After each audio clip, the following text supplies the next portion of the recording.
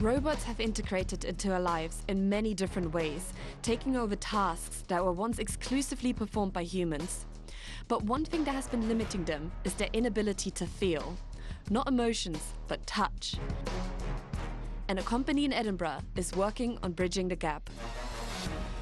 Skin is the biggest organ in the human body, and it's a vital organ. If you look at most of evolution, you'll see that almost every animal out there has some form of sense of touch. So the idea was really that at some point touch will be the bottleneck. It will be the limiting factor in robotics to get robots into unstructured environments in the real world.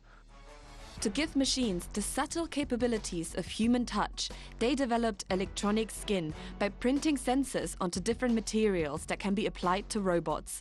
They're fully flexible and printed and extremely thin, and they provide all of those sensations to a robot. If you want to, let's say, handle something very delicate, a strawberry, or in our case, you want to hold the hand of, your grandmother in a hospital, or maybe a newborn baby, something like that, then you need a very highly precise sensor. Taking it a step further, these sensations can then be relayed back to humans again through haptic interfaces, such as a bodysuit or a glove. Despite its importance, touch has been overlooked in the field of robotics, making robots clumsy and unfit for a variety of basic tasks. The precise sensing capabilities of electronic skin enable robots to engage with objects and humans in a more gentle manner. By detecting changes in pressure and touch, they can navigate environments with increased safety, steering clear of collisions and avoiding unintended harm or damage. To demonstrate this, they are deploying Valku, an avatar system equipped with electronic skin on its fingertips, to a hospital in Finland. There, it is operated by nurses to support them in caring for patients, especially those who are immunocompromised.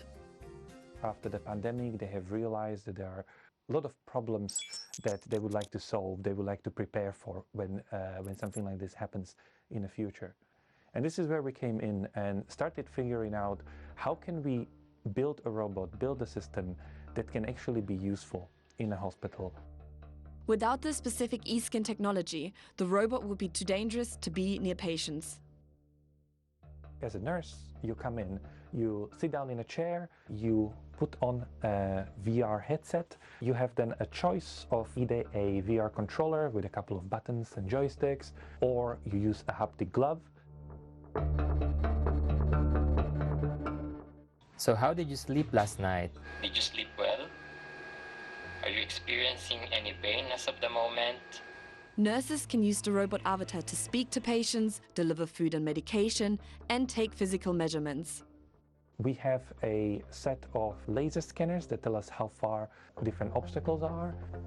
For more spatial awareness, we have 360 degrees camera, which means that through the virtual reality, the user can look around at any time, even see behind. We have a little nice feature of a real view mirror. Every time there's something happening behind the robot, you get to see that as well. Then we've got the heat camera as well to be able to tell people's temperature. In a hospital where the risk potential is high, these functionalities are the only reason they are allowed to run such a project. They also plan on using machine learning and the data sets they gathered to automate some of the nurses' tasks in the future. Utilizing AI, their aim is to develop autonomous and dexterous robots capable of performing practical tasks such as repositioning patients or changing catheters. You can use as many cameras as you want to, but when it comes to actually detecting whether you are causing any harm, being able to sense touch is very important, and this is where we would like to cover the whole robot with electronic skin. The era of tactile intelligence in robotics has dawned. The sensation is still fundamentally very different from human touch, but integrating electronic skin is an emerging field that robots can now put their finger on.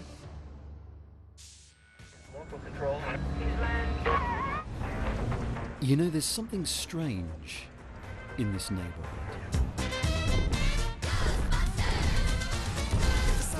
But no, this isn't the big new Ghostbusters movie currently hitting cinemas. This is a short film made using video game graphics.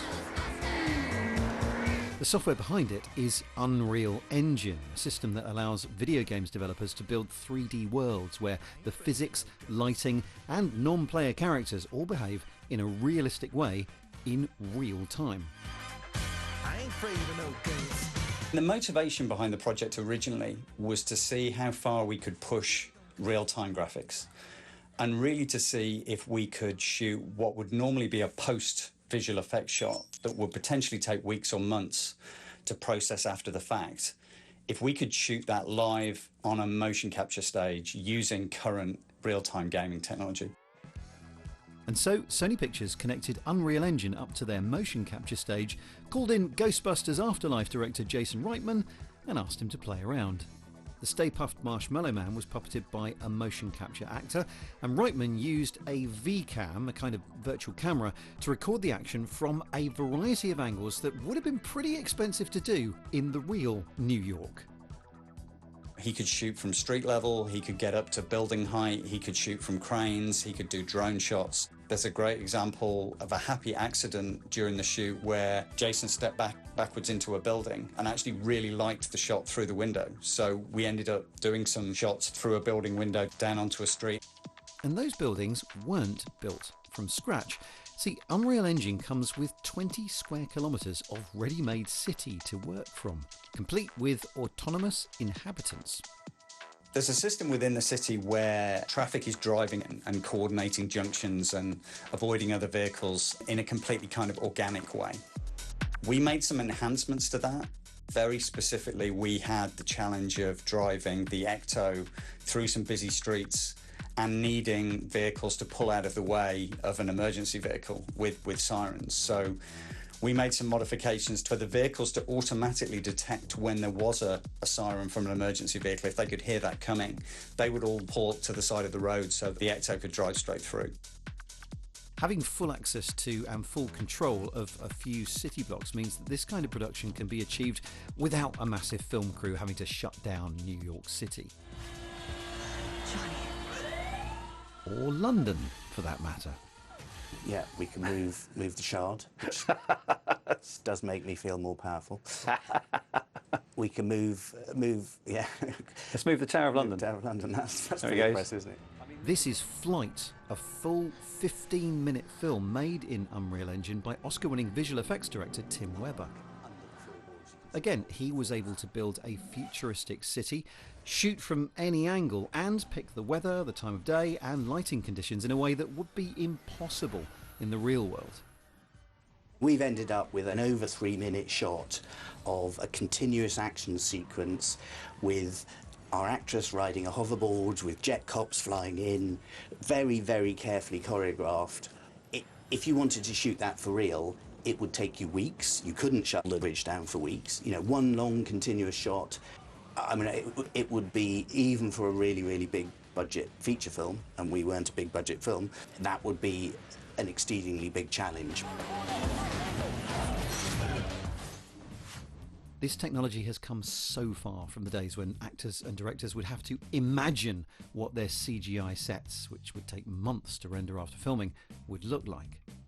As well as using the virtual camera, we sometimes did virtual scouting and exploring the locations in VR. So we'd put the headset on and we could very quickly move around, and a few of us could be in the same space virtually at the same time.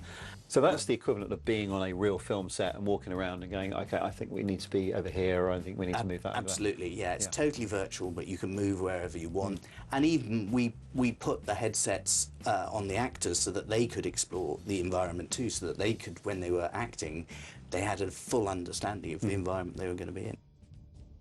Tim is building on his work on the film Gravity, the one that won him the Oscar, in which, for the most part, the only real things in the shot were Sandra Bullock and George Clooney's faces. Framestore pioneered the use of LED walls to show the actors what they were performing against, and these days the real-time abilities of Unreal allow the scenery to be completely dynamic and react to improvised and unprepared camera moves on the day of the shoot.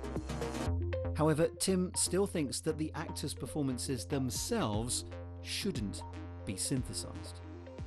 The whole world is created in the computer, it's CGI, except for the faces. Creating virtual faces is very challenging and expensive and hard to be properly engaging. It's very easy to fall into the uncanny valley.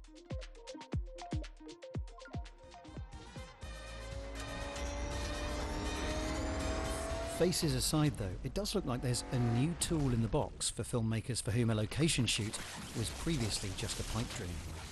So, next time you want to wreck or save a city, who are you gonna call?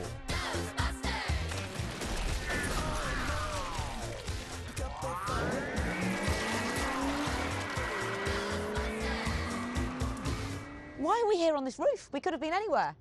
Who's to say we really are on this roof? Anyway, that's all we've got time for. Thank you for watching. See you soon. Bye. And there's more.